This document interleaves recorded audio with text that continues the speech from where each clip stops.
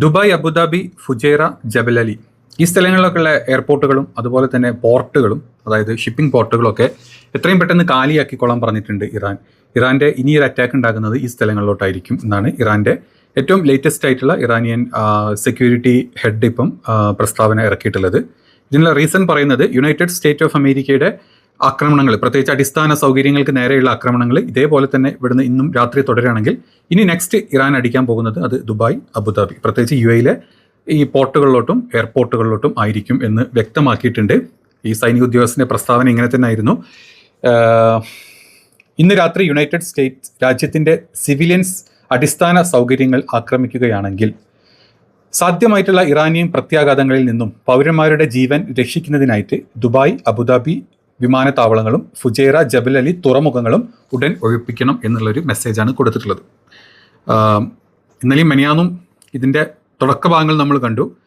Zayed military സിറ്റിയിലെ മൂന്ന് ഹബ്ബുകൾ ഈ മെനഞ്ഞാന്ന് രാത്രി തന്നെ ഇറാൻ ബോംബ് ചെയ്ത് തീർത്ത് നമ്മൾ കണ്ടു. അത് കഴിഞ്ഞ് ഇന്നലെ വീണ്ടും അവരുടെ പ്രസ്താവന ഉണ്ടായിരുന്നു. കാരണം ഇറാൻ്റെ ആകാശത്ത് സർവൈലൻസ് ഡ്രോണുകളായിട്ട് വന്നിട്ടുള്ള ദുബായിയുടെ, അതായത് UAE ഡ്രോണുകളാണ്. അപ്പോൾ തന്നെ ഇറാൻ മുന്നറിയിപ്പ് കൊടുത്തിരുന്നു. കാരണം ഇതുവരെയുള്ള അറ്റാക്ക് മൊത്തം നടന്നത് ജോർദാനിന്നും കുവൈറ്റിൽ നിന്നും ബഹ്റൈനിന്നും ഇറാഖിന്നും ആയിരുന്നു. ഈ മൂന്ന് സ്ഥലങ്ങൾ ഏകദേശം ഇന്ന് വൈകിട്ടോടു കൂടി മൊത്തമായി തീർത്തിട്ടുണ്ട്. ദുബായിൽ കുവൈറ്റിലുള്ളവർക്കൊക്കെ വ്യക്തമായിട്ട് അറിയാം. അത്രയും വീഡിയോസ് പുറത്തു വന്നിട്ടുണ്ട്. കുവൈറ്റിലുള്ള ആൾക്കാർക്ക് പുതിയൊരു മിനിസ്ട്രീൻ്റെ ഒരു ഇതും കൂടെ വന്നിട്ടുണ്ട്, മെമ്മോ വന്നിട്ടുണ്ട്. ഏതെങ്കിലും തരത്തിലുള്ള അവിടുത്തെ വീഡിയോസും അവിടുത്തെ കാര്യങ്ങളും പുറത്തോട്ട് വിടരുത്. കാരണം ഓൾറെഡി അവരുടെ പാട്രിയോട്ട് ഇൻട്രാസെപ്റ്റേഴ്സ് ഒക്കെ തകർന്നു കഴിഞ്ഞിട്ടുണ്ട്. അതുകൊണ്ട് എന്തായാലും മിസൈലുകൾ വന്ന് വീണുകൊണ്ടിരിക്കുന്നുണ്ട്. അപ്പം ആ ഫിലിം ചെയ്ത് പുറത്തോട്ട് വിട്ട ആൾക്കാരെതിരെ കർശനമായിട്ടുള്ള നടപടി എടുക്കുന്നുള്ളൊരു പ്രസ്താവന ഇപ്പം കുവൈറ്റ് മിനിസ്ട്രിയുടെ സൈഡിൽ നിന്നും വന്നിട്ടുണ്ട്. അതിൻ്റെ ചില വീഡിയോസും കാണിച്ചില്ല. കുവൈറ്റ് കത്തിക്കൊണ്ടിരിക്കുന്ന വീഡിയോസാണ്. കുവൈറ്റിലെ ജലസംഭരണികളും കുവൈറ്റിൻ്റെ മറ്റ് അടിസ്ഥാന സൗകര്യങ്ങളിലോട്ടൊക്കെ ഇറാൻ ആക്രമണം തുടങ്ങിയിട്ടുണ്ട്. കാരണം ഇറാൻ്റെ പാലങ്ങളായിട്ടും ഇറാൻ്റെ വൈദ്യുതി കേന്ദ്രങ്ങളും ഇറാൻ്റെ വാട്ടർ സെൻറ്റേഴ്സിലോട്ടൊക്കെ അമേരിക്കയുടെ ആക്രമണം നടന്നിട്ടുണ്ട്. എല്ലാ ആക്രമണം വന്നിട്ടുള്ളത് കുവൈറ്റ് ബേസിൽ നിന്നും ബഹ്റൈൻ ബേസിൽ നിന്നും ജോർദാൻ ബേസിൽ നിന്നും ഇറാഖ് ബേസിൽ നിന്നുമാണ്. അപ്പം ഇറാഖ് ഇന്നലെ പുലർച്ചയോടുകൂടി ഓൾമോസ്റ്റ് ഇറാഖിൻ്റെ ഒരുവിധം അമേരിക്കയുടെ ഈ ആയുധങ്ങൾ അടക്കി വെച്ച ഡിപ്പോ മൊത്തം കത്തി അമർന്നു പോയിട്ടുണ്ട്. ജോർദാനും അതുപോലെ തന്നെ അവസ്ഥ. ജോർദാനിൽ തിരിച്ചും മറച്ചും ജോർദാനിൽ അടി വന്നിട്ടുണ്ട്. ഇറാഖിൽ എർബിനിൽ അടി നല്ലപോലെ വന്നിട്ടുണ്ട്. സുലൈമാനിയിൽ നല്ലപോലെ അടിച്ചിട്ടുണ്ട്. അത് കഴിഞ്ഞ് ഇന്ന് രാവിലെ മുതൽ ബാക്ക് ടു ബാക്ക് നമ്മൾ കേൾക്കുന്നുണ്ട് കുവൈറ്റിൻ്റെ ഓരോ ഭാഗങ്ങളിലും, അതായത് അമേരിക്കൻ മിലിറ്ററിയുടെ ഹബ്ബുകളുടെ ഓരോ ഭാഗങ്ങളായിട്ട് അടിച്ചുകൊണ്ടിരിക്കുന്നുണ്ട്. കൂട്ടത്തിൽ അവിടുത്തെ അടിസ്ഥാന സൗകര്യങ്ങളിലോട്ടും അടി തുടങ്ങിയിട്ടുണ്ട്. ബഹ്റൈനിലും ഇത് തന്നെയാണ് അവസ്ഥ. അപ്പോൾ ഇനി അമേരിക്കയ്ക്ക് അവിടെ നിന്ന് തിരിച്ചടിക്കാനുള്ള അവസ്ഥ ഇല്ലാതെ വന്നു കഴിഞ്ഞാൽ അമേരിക്ക നെക്സ്റ്റ് യൂസ് ചെയ്തിട്ടുണ്ടാവുക അത് UAE തന്നെ ആയിരിക്കും. അപ്പോൾ അമേരിക്കയുടെ ഇനിയൊരു അറ്റാക്ക് വരാൻ പോകുന്നത് ഒന്ന് UAE നിന്ന് തന്നെ ആവാനുള്ള ചാൻസസ് ആണ് കൂടുതലും. പിന്നെ സൗദിയിൽ നിന്ന് ഇന്നലെ വൈകിട്ടുണ്ടായിരുന്നു. അതിന് ഇന്ന് രാവിലെ മുതൽ സൗദിക്കും കൊടുത്തിട്ടുണ്ട്. സൗദിയിലെ അൽഖർജിലും അതുപോലെ തന്നെ അവിടുത്തെ ബേസുകളിലോട്ടൊക്കെ ഇന്ന് രാവിലെ തന്നെ അടി തുടങ്ങിയിട്ടുണ്ട്. അപ്പോൾ ഇനി നെക്സ്റ്റ് വീണ്ടും അമേരിക്ക ഇറാൻ അടിക്കുകയാണെങ്കിലാണ് ദുബായ് ആയിരിക്കും. ഇനി Dubai means Dubai, Abu Dhabi, Fujairah, ഇവിടെയൊക്കെ ഉണ്ടോ അൽദഫ്രണ്ട്, അപ്പം അങ്ങനെ കുറേ സിറ്റീസ് ഉണ്ട്, അല്ലെങ്കിൽ കുറേ ബേസുകളുണ്ട്. എല്ലാ സ്ഥലത്തോട്ടും അടിക്കും. അതുകൊണ്ട് ഇന്ന് രാത്രി തന്നെ ഒഴിപ്പിക്കാൻ പറ്റുമെങ്കിൽ ഒഴിപ്പിച്ചോ, അതല്ലെങ്കിൽ നിങ്ങൾ അമേരിക്കനെ അടക്കി നിർത്തിക്കോ എന്നാണ് ഇറാൻ്റെ ഈ ഒരു മെസ്സേജിൽ കൃത്യമായിട്ട് പറഞ്ഞിട്ടുള്ളത്. അതായത് നിങ്ങൾ ഒന്നുകിൽ അമേരിക്കനെ അടക്കി നിർത്തിക്കോളാം, അതായത് നിങ്ങളുടെ സ്ഥലത്ത് വന്ന് ഞങ്ങൾ അടിക്കുന്ന അമേരിക്കനെ നിങ്ങൾ അവിടെ സ്റ്റോപ്പ് ചെയ്യിച്ചോളാം, നിങ്ങളുടെ രാജ്യത്ത് സ്റ്റോപ്പ് ചെയ്യിച്ചോളാം. അതല്ല അവരടിക്കുകയാണെങ്കിൽ തിരിച്ച് അങ്ങോട്ട് ഞങ്ങൾ അങ്ങോട്ട് അടിക്കും. അപ്പോൾ പിന്നെ എവിടെ എന്തൊന്നും ഉണ്ടാവില്ല. അവിടുത്തെ അടിസ്ഥാന സൗകര്യങ്ങളായിട്ടുള്ള എയർപോർട്ടും തുറമുഖങ്ങളും തന്നെ ആയിരിക്കും എന്ന് വ്യക്തമാക്കിയിട്ടുണ്ട്. ഇതാണ് ഏറ്റവും ലേറ്റസ്റ്റ് ആയിട്ട് വന്നിട്ടുള്ള ഒരു ഇറാൻ്റെ IRGCയുടെ ഭാഗത്തുനിന്ന് വന്നിട്ടുള്ള ഒരു പ്രസ്താവന. ഏതായാലും UAE പബ്ലിക് പ്രോസിക്യൂഷൻ ഒരു പുതിയ പ്രസ്താവന പുറപ്പെടുവിച്ചിട്ടുണ്ട്. ഇതും വൈകിട്ട് തന്നെയാണ്. ഇതിന് തൊട്ട് മുമ്പായിട്ടാണ് വന്നത്. അവർക്ക് അറിയാം, അതായത് നെക്സ്റ്റ് അടിക്കാൻ കിട്ടാൻ പോകുന്നത് ഞങ്ങൾക്കാണെന്നുള്ള വ്യക്തമായിട്ടുള്ള ധാരണ ഉള്ളതുകൊണ്ട് തന്നെയാണ് UAE ഇങ്ങനെ ഒരു പ്രസ്താവന പറഞ്ഞിട്ടുള്ളത്. അതായത് സ്ഫോടകങ്ങളെക്കുറിച്ചുള്ള വാർത്തകൾ പ്രചരിപ്പിക്കുന്നത് ഉത്തരവാദികളായിട്ടുള്ളവരെ നിയമപരമായിട്ടുള്ള ബാധ്യതകളിലേക്ക് നയിക്കും എന്നാണ് പറഞ്ഞിട്ടുള്ളത്. വാർത്ത ഡിലീറ്റ് ചെയ്തു എന്ന് പറഞ്ഞിട്ടോ ക്ഷമാപണം നടത്തി എന്ന് പറഞ്ഞിട്ടോ കാര്യമില്ല. അങ്ങനെയുള്ളത് ഉത്തരവാദിത്തത്തിൽ നിന്ന് ഒഴിയാൻ പറ്റില്ല എന്നാണ് പറഞ്ഞിട്ടുള്ളത്.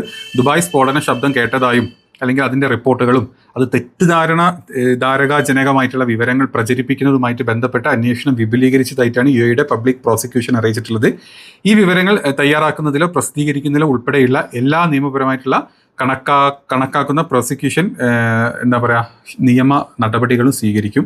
അതുകൊണ്ട് ശ്രദ്ധിച്ചും സൂക്ഷിച്ചൊക്കെ ഇരുന്നോളാൻ ദുബായിയുടെ സൈഡിൽ നിന്ന്, പ്രോസിക്യൂഷൻ സൈഡിൽ നിന്ന് ഒരു പ്രസ്താവനയും കൂടെ വന്നിട്ടുണ്ട്. അപ്പോൾ ദുബായ്ക്ക് അറിയാം, അല്ലെങ്കിൽ UAE അറിയാം അടി കിട്ടാനുള്ള ചാൻസ് ഉണ്ട്. അത് ഇവിടുത്തെ ആൾക്കാർ ചിലപ്പോൾ അത് ഫിലിം ചെയ്യാനുള്ള ചാൻസസ് ഹൈ ആണ്. അവരത് മറ്റുള്ളവർക്ക് സെൻഡ് ചെയ്ത് കൊടുക്കുന്നു അറിയാം. അതുകൊണ്ട് ഇനി ആ പരിപാടികളെ നിർത്തണ്ട. അടി കിട്ടുകയാണെങ്കിൽ സ്വന്തമായിട്ട് കിട്ടി വാങ്ങിച്ച് അവിടെ അങ്ങോട്ട് ഇരുന്നോളുക, അത്രയേ ഉള്ളൂ. അതിൻ്റെ അപ്പുറത്തോട്ടൊന്നുമില്ല. അല്ലാതെ അബുദാബിക്ക് അടി കിട്ടുന്നുണ്ടോ UAE അടി കിട്ടുന്നുണ്ടോ എനിക്ക് സന്തോഷം ഉണ്ടായിട്ടില്ല. അവിടെ അടി കിട്ടുമ്പോൾ ഷെയ്ഖുമാർ അവരെ പട്ടിന് പോകും. അടി വാങ്ങേണ്ടത് അവിടെയുള്ള മലയാളികളടക്കമുള്ള അവിടുത്തെ സാധാരണ ജനങ്ങളാണ്. അതുകൊണ്ട് കണ്ടും കരുതിയും കേട്ടുമൊക്കെ ഒന്ന് ഇരിക്കുന്നത് നല്ലതായിരിക്കും.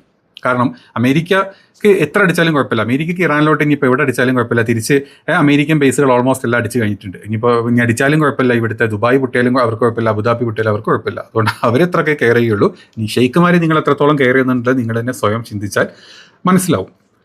ഇന്ന് പകൽ സമയത്ത് ഇറാൻ്റെ കുറേ ഭാഗങ്ങൾ ഇന്നലെയും മെനഞ്ഞാന്നുമൊക്കെ ആയിട്ട് ഇറാൻ്റെ ഒരുപാട് പാലങ്ങൾ തകർത്തിട്ടും അല്ലെങ്കിൽ ഇറാൻ്റെ ഒരുപാട് സൗകര്യങ്ങൾ തകർത്തിട്ടും റോഡുകൾ തകർത്തിട്ടും ഒക്കെയുള്ള വാർത്തകൾ നമ്മൾ കണ്ടിരുന്നു അല്ലേ. അതിനുശേഷം ഇന്ന് ഇറാനിൽ നടന്നിട്ടുള്ള കുറച്ച് ദൃശ്യങ്ങൾ ഞാൻ കാണിച്ചു തരാം. അതായത് ഇന്നലെ പുലർച്ചെ ഇറാൻ്റെ 2 ടണലുകൾ ഉണ്ടായിരുന്നു. അതിൽ ഒരു ടണലിൻ്റെ ഫ്രണ്ട് കംപ്ലീറ്റ്ലി പൊളിച്ച് കളഞ്ഞിട്ടായിരുന്നു അമേരിക്കയുടെ ഒരു ആക്രമണം ഉണ്ടായിരുന്നത്. അത് കഴിഞ്ഞ് ഉച്ചയായപ്പോഴേക്കും ഇറാൻ്റെ അവിടെ നിന്ന് അടുത്ത വീഡിയോസ് പുറത്തോട്ട് വന്നു. അതായത് ആ ടണലിൻ്റെ ഫ്രണ്ട് ഭാഗം ക്ലിയർ ചെയ്ത്, അതായത് പൊളിച്ച് കളഞ്ഞ ഫ്രണ്ട് ഭാഗം ക്ലിയർ ചെയ്ത് രണ്ടാമത്തെ ടണൽ ഓൾറെഡി അവരവിടെ സെക്കൻഡറി ടണൽ അവിടെ റെഡിയാണ്. ആ ടണൽ അപ്പോഴേക്കും റീഓപ്പൺ ചെയ്ത് വളരെ ത്രൂ ആയിട്ട് നിങ്ങൾ പൊക്കോളൂ എന്ന് പറയുന്ന രീതിയിൽ ഓപ്പൺ ചെയ്ത് വെച്ചിരിക്കുകയാണ്. അതായത് അമേരിക്കൻ ആക്രമണം ഇന്നലെ നടന്നു, ഇന്ന് ആ റോഡ് തുറന്നു അല്ലെങ്കിൽ ഇന്ന് ആ ടണൽ തുറന്ന ഒരവസ്ഥ. അതുപോലെ തന്നെ ഇപ്പുറത്ത് ഒരു പാലം കണ്ട് പൊളിച്ചു, ബന്ദർ അബ്ബാസിലോട്ട് വേണ്ട പാലം കണ്ട് പൊളിച്ചു. കാരണം അവിടെ വെള്ളം ഒരുപാട് ഇല്ലാത്തത് കൊണ്ട് ഈ പാലം കെട്ടിയതിൻ്റെ താഴത്തു കൂടെ വെള്ളം ഒഴുകുന്നില്ല. പാലം പൊളിഞ്ഞത് പൊക്കോട്ടെ കുഴപ്പമില്ല, ഇപ്പുറത്തു കൂടെ നിങ്ങൾ പുഴയിൽ വണ്ടി ഇറക്കി വിട്ടോ എന്നുള്ള അവസ്ഥ. അതായത് വെള്ളമില്ലാത്തൊരു പുഴയാണ്, അതിലൂടെ വണ്ടി ഇറക്കി വിട്ടോ എന്നുള്ള രീതിയിൽ അതിലൂടെ തിരിച്ചും മറിച്ചും വണ്ടികൾക്ക് ഒരു പ്രശ്നമില്ലാണ്ട് വണ്ടികൾ പോയിക്കൊണ്ടിരിക്കുന്ന ദൃശ്യങ്ങൾ പുറത്തു വന്നിട്ടുണ്ട്. അത് കഴിഞ്ഞ് അപ്പുറത്ത് മറ്റൊരു പാലം പൊളിച്ചു, പാലം തകർത്ത് കളഞ്ഞിട്ടുണ്ട്. ആ പാലം തകർത്ത് കഴിഞ്ഞപ്പോഴേക്കും ഇപ്പുറത്ത് മറ്റൊരു പാലം അവർ റിസർവ് ചെയ്ത് വെച്ച അടുത്ത പാലം വീണ്ടും റീഓപ്പൺ ചെയ്തിട്ടുണ്ട്. ഇങ്ങനെ ഇറാനിൽ പൊളിക്കുന്ന ഓരോ സ്ട്രക്ചറുകളും അതൊരു പ്രശ്നമാക്കാണ്ട് ഇറാനികൾ അതായത് രാജ്യത്ത് ഇത്രയും വലിയ പ്രശ്നങ്ങൾ നടക്കുമ്പോൾ അതൊന്നും പ്രശ്നമല്ല, നമുക്ക് മറ്റത് വെച്ച് യൂസ് ചെയ്യാമെന്ന് ചിന്തിക്കുന്ന ജനതയാണ് അവിടെ ഉള്ളത്. അവിടെ ഒരു റെജീമിനെതിരെയും അല്ലെങ്കിൽ ഇറാനിയൻ IRGCക്കെതിരെയും അവിടെ നിന്ന് ആരും മിണ്ടുന്നില്ല. ഇവിടുന്ന് പോയിട്ടുള്ള കുറച്ച് ഈ കൊണടിക്കുന്ന ടീംസ് അവിടെ പോയിട്ട് വെറുതെ പ്രശ്നങ്ങൾ ഉണ്ടാക്കുക എന്നല്ലാണ്ട് അവിടുത്തെ ഒരാൾക്കാർക്കും ഒരു പ്രശ്നം ഇറാനികൾ കാണിക്കുന്നില്ല. എത്ര വലിയ പ്രതിസന്ധികളിലൂടെ അവർ കടന്നു പോയി കഴിഞ്ഞാലും അവരിങ്ങനെയാണ് തീരുമാനിച്ചിട്ടുള്ളത്. ഇതേ സമയത്താണ് ഇസ്രായേലിൻ്റെ ഒരു പത്രത്തിൽ ഒരു മീഡിയയിൽ വന്നിട്ടുള്ള ഒരു വാർത്ത എനിക്ക് കാണുന്നത്. അതായത് അമേരിക്കയ്ക്കുള്ള ഒരു ഇത് കൊടുക്കുകയാണ്, ഒരു എന്താ പറയുക ഉപദേശം കൊടുക്കുന്നത്. നിങ്ങളിങ്ങനെ ഇറാനിൽ കൊണ്ടിട്ട് കുറേ ബോംബ് ഇട്ടിട്ടൊന്നും കാര്യമില്ല. നിങ്ങൾ അവിടുത്തെ ഫെസിലിറ്റിയിൽ ഇപ്പോൾ പാലാണെങ്കിൽ ഒരു പാലത്തിന് നടുവിൽ ഒരു ബോംബിട്ട് പാലം കണ്ട് പൊട്ടിച്ചു, അതോടെ തീർന്നു എന്ന് വിചാരിക്കുന്നതിലൊന്നും അർത്ഥമില്ല. അത് വിത്തിൻ വീക്കിൽ അവർ ആ പൊളിഞ്ഞ ഭാഗം അവർ ക്ലിയർ ചെയ്യും. അങ്ങനെയാണ് ഇറാനിയൻ ജനതയുടെ ബുദ്ധി പോകുന്നത്. അതുകൊണ്ട് നിങ്ങൾ ഇങ്ങനത്തെ ആക്രമണങ്ങൾ നിർത്തിയിട്ട് പൊളിക്കുകയാണെങ്കിൽ 8Z പൊളിച്ച് കളണമെന്നാണ്. അതായത് യുദ്ധക്കൊതിയന്മാരാണ്, അവർക്ക് മൊത്തത്തിൽ അങ്ങ് പൊളിച്ച് കഴിഞ്ഞാൽ സന്തോഷം കിട്ടും. അതുകൊണ്ട് നിങ്ങൾ മൊത്തത്തിൽ പൊളിക്കുകയാണെങ്കിൽ പൊളിച്ചാൽ മതി, അതല്ലാണ്ട് നിങ്ങൾ ഈ പരിപാടി ചെയ്യരുത് എന്ന് പറഞ്ഞിട്ട്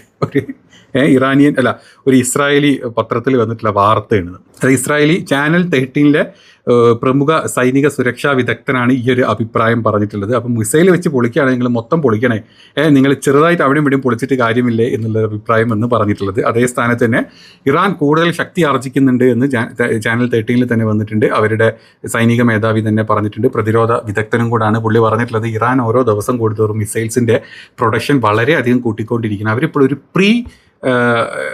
പ്രീ വാർ സിസ്റ്റത്തിലാണ് ഇപ്പോൾ ഉള്ളത്. അതായത് ഒരു വാറിലോട്ട് ഇറാൻ ഇതുവരെ കടന്നിട്ടില്ല.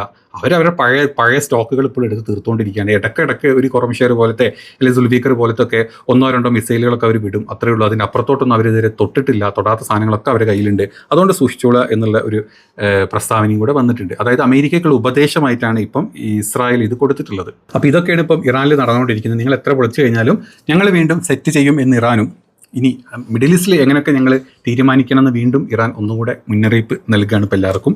ഇപ്പോൾ അബ്ബാസ് അറാക്ചിയിൽ ഏറ്റവും പുതുതായിട്ട് വന്നിട്ടുള്ള പ്രസ്താവന, അതായത് അമേരിക്ക എന്ന് പറഞ്ഞാൽ ഒരു സൂപ്പർ പവർ ഇമേജ് ഉണ്ടായിരുന്നു അമേരിക്കയ്ക്ക്, അതൊക്കെ പോയി. ഇനി അമേരിക്കയ്ക്ക് സൂപ്പർ പവർ എന്നുള്ളതൊന്നുമില്ല. 3-4 മാസമായിട്ടും ഇറാനെ താഴ്ത്താൻ അല്ലെങ്കിൽ ഇറാനെ തീർക്കാൻ ഈ പറഞ്ഞ ലോകരാജ്യമായിട്ടുള്ള അമേരിക്കയ്ക്കും ലോകരാജ്യങ്ങളുടെ ഏറ്റവും വലിയ വളർത്തുനായ്ക്കളായിട്ടുള്ള ഇസ്രായേലിനും ഈ 2 ആൾക്കാരെയും കൊണ്ടും ഈ 2 ആൾക്കാരെ സുഖിപ്പിച്ച് ജീവിക്കുന്ന അറബികൾക്കും ഇതുവരെ ഒന്നും ചെയ്യാൻ പറ്റിയിട്ടില്ല. ഇറാനെ തകർക്കാൻ പറ്റിയിട്ടില്ല. ഇറാൻ ഇപ്പോഴും ആക്രമിച്ചുകൊണ്ടിരിക്കുകയാണ്. അതുകൊണ്ട് അമേരിക്കയുടെ സൂപ്പർ പവർ എന്നുള്ള ആ പദവിക്ക് മാറ്റി വെച്ചിട്ട് ഞങ്ങൾ എല്ലാവരെയൊക്കെ പോലെ തന്നെ ഒരു സാധാരണ രാജ്യം എന്നുള്ള രീതിയിൽ ചിന്തിച്ചാൽ മതി എന്നാണ് അബ്ബാസ് അറാക്ചിയുടെ ഈ ഒരു പ്രസ്താവന മീൻ ചെയ്തിട്ടുള്ളത്. അപ്പോൾ ഇതൊക്കെയാണ് ഇപ്പം അവിടെ മിഡിൽ ഈസ്റ്റിലെ യുദ്ധത്തിൻ്റെ ഭാഗങ്ങളായിട്ട് നടക്കുന്നത്. കുവൈറ്റിലുള്ളവർക്ക് ബഹ്റൈനിലുള്ളവരൊക്കെ നിങ്ങളുടെ അഭിപ്രായങ്ങൾ പറയുമ്പം ശ്രദ്ധിക്കാം. UAE-ലുള്ളവരും ശ്രദ്ധിക്കുക. നിങ്ങൾ എന്ത് പറഞ്ഞു കഴിഞ്ഞാലും നിങ്ങളെ ഫോക്കസ് ചെയ്യുന്നുണ്ട്, ടാപ്പ് ചെയ്യുന്നുണ്ട്. അവിടെ നടക്കുന്ന കാര്യങ്ങൾ അത്രയും മോശമാണ് ഇപ്പം കുവൈറ്റിലും ബഹ്റൈനിലും നടന്നുകൊണ്ടിരിക്കുന്നത്. അതുകൊണ്ട് നിങ്ങൾ പറയുമ്പോൾ സൂക്ഷിക്കുക, അതൊക്കെ ടാപ്പ് ചെയ്ത് നിങ്ങൾക്ക് തന്നെ പണി കിട്ടും. അപ്പോൾ വീഡിയോ ഇഷ്ടപ്പെട്ട് കഴിഞ്ഞാൽ സപ്പോർട്ട് ചെയ്യുക. അടുത്തൊരു വീഡിയോയിൽ അടുത്തൊരു അപ്ഡേറ്റിൽ കാണാം. ബൈ.